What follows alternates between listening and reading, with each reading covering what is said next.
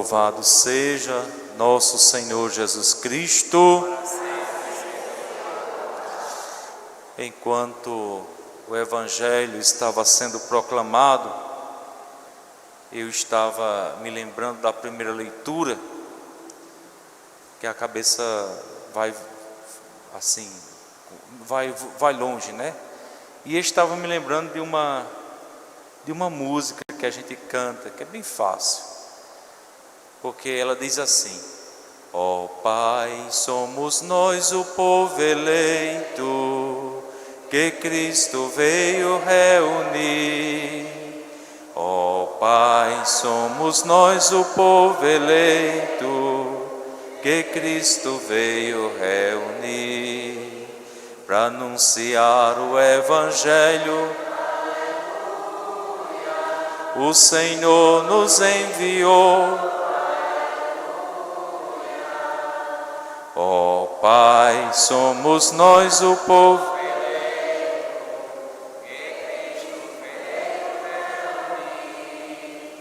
Ó Pai, somos nós o povo eleito. Agora vocês me perguntariam, por que você se lembrou dessa música? Em primeiro lugar, é preciso a gente sempre lembrar que nós estamos, depois do envio ou da celebração de Pentecostes, na qual nós fomos batizados no Espírito de Jesus, para caminhar com Ele, para sermos instruídos para o anúncio do seu reino. Caminhando com o Senhor, nós vamos construindo a nossa busca de eternidade, vamos amadurecendo a nossa fé, e nesse caminhar, principalmente a partir do nosso batismo, nós nos tornamos aquilo que eu sempre digo aqui, e graças a Deus a palavra que é proclamada e que é revelada vai ajudando a corroborar aquilo que eu digo. O que é que nós somos? A primeira leitura nos diz exatamente com todas as letras: vós sereis para mim um reino de sacerdotes e uma nação santa. E o que significa ser um reino de sacerdotes? Um reino de sacerdotes é um reino que cria comunhão, que cria pontes, que facilita o diálogo entre Deus e o povo, e entre os irmãos.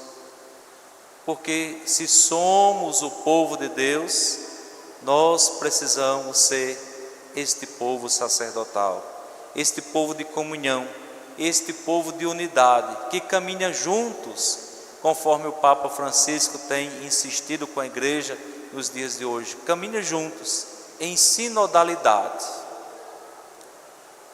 superando desafios, superando barreiras, enfrentando com coragem as crises, alimentando e fortalecendo a fé, para que nada possa nos separar do amor de Deus. E a grande pergunta: por que o Senhor quer que nós sejamos esse povo sacerdotal e essa nação santa? Porque Ele nos ama, porque Ele nos busca, porque Ele nos escolhe, porque Ele nos elege, Ele nos ama e nos capacita para sermos de fato anunciadores do seu reino. Não é mérito nosso, veja que não é mérito nosso, é iniciativa de Deus. A primeira leitura está nos dizendo isso, é iniciativa de Deus. Ele não se cansa nunca de nos amar, não se cansa nunca de nos propor a santidade, não se cansa nunca de propor a conversão, não se cansa nunca de visitar o seu povo, de caminhar conosco, de nos sustentar em nossas quedas, porque o Senhor quer nos ver grandes, cidadãos que não são apenas cidadãos da terra, falíveis, mas cidadãos do céu, que viverão para sempre a comunhão dos santos e santas. Nós somos um povo sacerdotal e nós somos uma nação santa. E é muito interessante que a segunda leitura, o apóstolo Paulo tem essa consciência. E ele diz: nós somos esse povo sacerdotal e essa nação santa, não por causa de nós, porque não temos os méritos, mas por causa de Jesus Cristo. E ele diz assim: na nossa humanidade é muito difícil alguém se preocupar tanto com o outro que seja capaz de dar a sua vida pelo irmão. É bem verdade que tivemos na nossa história recente, na época da Segunda Guerra Mundial, um sacerdote chamado Maximiliano Maria Kolbe, que foi capaz de trocar a sua vida por a vida de uns irmãos que estavam prestes a serem fuzilados. Mas, salvo essas exceções, é muito difícil alguém se preocupar com a vida do outro, se preocupar com a vida do outro no sentido de ajudar, porque se preocupar com a vida do outro no sentido de derrubar, aí isso é fácil, a gente faz, e com facilidade, não é verdade? Então São Paulo diz: quando nós éramos ainda fracos, Cristo morreu pelos ímpios no tempo marcado. Dificilmente, diz ele, alguém morrerá por um justo. Por uma pessoa muito boa, talvez alguém faça isso, mas dificilmente alguém se preocupe com o outro, querendo ajudá-lo a tal ponto de dar a sua vida. Mas Deus tem a iniciativa de vir ao nosso encontro, de nos ajudar, de nos amar com amor eterno, a tal ponto de não poupar a vida do seu filho, mas entregar o filho para que nós tenhamos vida e vida em abundância. Na sexta-feira foi o dia do Sagrado Coração de Jesus, cuja festa nós vamos celebrar na próxima semana, aliás, nessa semana que está se iniciando, de quinta a domingo. E na festa do Sagrado Coração, na solenidade do Sagrado Coração de Jesus, o Evangelho coloca diante de nós o que nós fazemos com os outros. Nós colocamos fardos pesados, nós fazemos discriminação, nós rejeitamos, nós colocamos à margem, nós incitamos e criamos preconceitos. Mas Jesus, ao contrário disso, não só dá a vida, mas também Ele pede que nós possamos repousar nele, descansar nele. Vós que estáis cansados, fatigados, sob o peso dos vossos fardos, vinde a mim e eu vos aliviarei. E aí, uma coisa que é direto para o nosso coração, para o meu, de sacerdote, e para o de vocês, que também são sacerdotes, porque todos nós, pelo nosso batismo, eu tenho dito nas catequeses e também na formação dos ministros da Eucaristia, todos nós temos esse sacerdócio, que é o sacerdócio comum dos fiéis. E porque nós somos essa nação sacerdotal, esse povo santo, por causa disso nós somos também sacerdotes. Então o Senhor dirige para mim um convite: aprendei de mim, porque sou manso e humilde de coração. O manso e humilde de coração sabe reconhecer a dor e o sofrimento do outro, sabe reconhecer a dor e o conhecimento do outro, e também algumas vezes é capaz de sentir compaixão, porque aqui está Aqui está a centralidade da nossa missão, do nosso apostolado, do nosso discipulado. É nós sentirmos compaixão uns dos outros, porque todos nós somos necessitados de compaixão.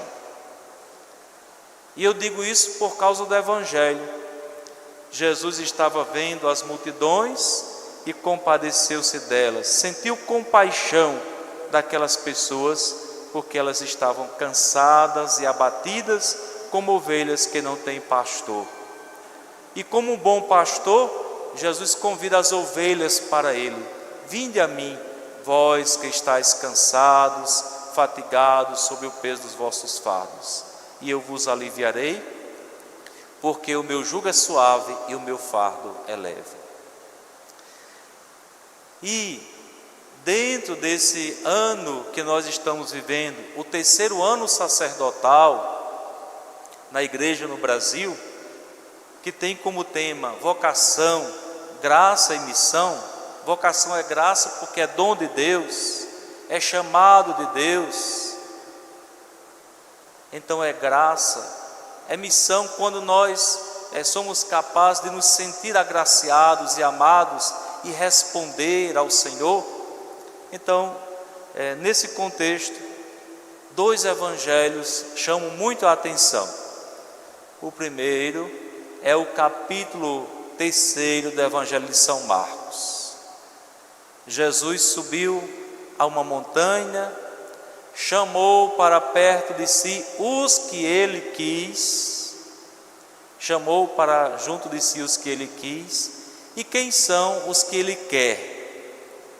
Se nós olhássemos agora aqui, nós poderíamos pensar, se aqui fosse uma alta montanha, e aí embaixo fosse o povo que vai passando, Jesus olhando para vocês, e dissesse e pensássemos: nós estamos aqui nesta tarde porque o Senhor quis que nós estivéssemos aqui. Quem é que o Senhor quer? Todos nós. Ele quer todos nós do jeito que nós somos, às vezes com a cara dura, às vezes sorridente, às vezes com muitos defeitos, às vezes com muitas virtudes. São esses que o Senhor quer. Porque se nós formos olhar os discípulos de Jesus, eles tinham os defeitos e os pecados tão graves quanto os nossos. Mas Jesus quis eles, como quer nós também. Ele nos quer. E para que o Senhor nos quer? Em primeiro lugar, para estarmos com Ele. O Senhor nos quer para estarmos com Ele. Ele faz uma metáfora desse desejo de que nós estejamos com Ele através da videira. Eu sou a videira verdadeira, vocês são os ramos. Ou seja, os ramos estão enxertados, estão unidos a Jesus. E aí veja que coisa bonita: porque vocês estão unidos a mim, porque vocês estão unidos a mim, de agora em diante quem cuida de vocês é o meu Pai. Meu Pai é o agricultor. Eu sou a videira verdadeira, vocês são os ramos, meu Pai é o agricultor. Quem cuida de nós é o nosso Deus. Por que que o Senhor nos quer? Para que nós estejamos com Ele e Deus cuide de nós. E sabendo que Deus cuida de nós, nós já temos a certeza de que o Senhor de fato nos ama e nos sustenta. Como consequência de nós pertencermos ao Senhor, de nós estarmos com Ele, então vem a questão do discipulado. Quem é o discípulo? Quem é o apóstolo? É aquele que dá testemunho. Dá testemunho de quem? Dá testemunho de Jesus. Por que é preciso dar testemunho de Jesus? Porque Ele é o Filho de Deus, porque Ele é o Messias, o Salvador. E o nosso testemunho vai na linha do serviço e do anúncio. Do serviço e do anúncio. Jesus diz no Evangelho de hoje, né? Chamou os discípulos, deu a eles o poder para expulsarem os espíritos maus, para curarem todo tipo de enfermidade, para anunciar o Evangelho. E aí vocês dizem: eu tenho medo do espírito mau, como eu vou expulsar? Vocês sabem o que é o espírito mau? O espírito mau é o espírito da desunião, o espírito mau é o espírito do preconceito, o espírito mau é o espírito da gente fazer com que as outras pessoas sejam afastadas. Porque o espírito mau é o espírito do diabo, e diabo é aquele que divide, é aquele que separa. Se nós soubermos nas nossas comunidades acolher, e aí partindo de nós sacerdotes, se nós soubermos acolher, se nós soubermos trazer as pessoas para o meio da comunidade, se nós soubermos ajudar, nós estamos afastando o espírito mau. Vocês concordam comigo? Pois bem, nós estamos. Jesus afastava os espíritos das pessoas, trazendo para o meio. Quando as autoridades religiosas colocavam à margem, botavam as pessoas para andar fora, maltrapilhas, para dizer que estavam doentes, que a sua doença contaminava, colocavam à margem, Jesus curava para trazer para o meio. E as pessoas, de fato, saíam delas os espíritos maus. Então, nós estamos aqui hoje como nação sacerdotal, e eu dizia, nessa questão de sermos sacerdotes, a nossa missão é caminhar com o Senhor, a nossa missão é ser discípulos para dar testemunho, para anunciar o Evangelho e para fazer com que todos nós possamos caminhar juntos para o Senhor na eternidade. Isso tudo é graça. Isso tudo é graça, não é merecimento nosso. É Deus que dá a nós essa capacidade. Tudo é graça. Por isso o Evangelho termina dizendo exatamente assim: de graça recebestes, de graça deveis dar. Ou seja, vocês receberam hoje a graça de serem escolhidos. Nós recebemos hoje a graça de sermos escolhidos para estarmos aqui, para estarmos com o Senhor, para sermos amados por Ele. Agora nós precisamos dar essa graça aos outros, precisamos falar do amor de Deus aos outros, precisamos acolher os outros, precisamos suavizar as crises, suavizar os pecados, suavizar a dor do irmão, Assim, nós estaremos nos compadecendo dessas ovelhas que muitas vezes estão desorientadas, que estão fora, que estão no mundo, porque não encontraram um pastor que as acolhesse. Sejamos, a partir do Evangelho, a partir de Jesus, a partir do nosso batismo, pastores para a nossa comunidade, para os nossos irmãos, para a nossa família. Sejamos pastores uns dos outros, cuidadores uns dos outros, sempre no sentido de ajudar, não no sentido de falar mal, de escandalizar, de colocar fora. Que o Senhor nos conceda esta graça, que o Senhor alivie os nossos fardos, que o Senhor caminhe conosco, nos abençoe e nos fortaleça em nossa fé. Que assim seja. Amém.